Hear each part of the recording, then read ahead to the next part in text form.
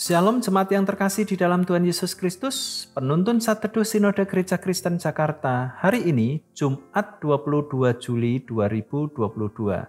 Manusia yang berguna, Filemon pasal 1 ayat yang ke-12 sampai 13.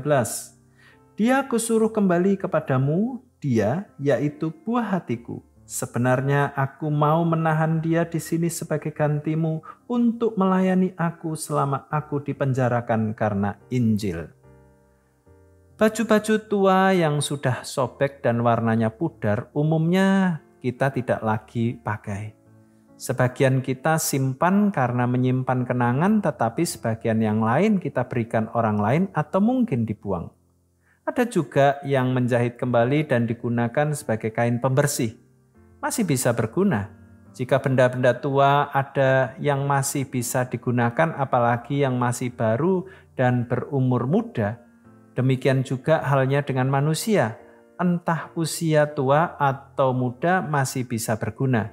Onesimus adalah budak yang melayani Filemon, tetapi suatu saat ia kabur dari tuannya dan mengembara jauh dari tuannya. Ada yang menafsirkan bahwa Onesimus memiliki masa lalu yang jelek.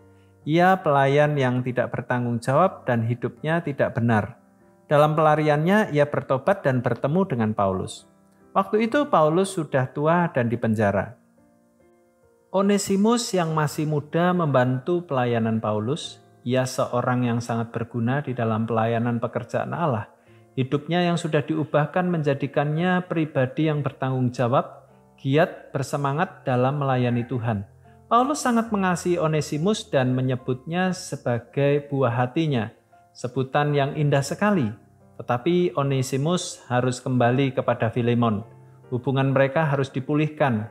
Namun yang jauh lebih penting, Paulus ingin Onesimus menjadi pelayan yang berguna di dalam pekerjaan Allah yang sudah dirintis oleh Filemon.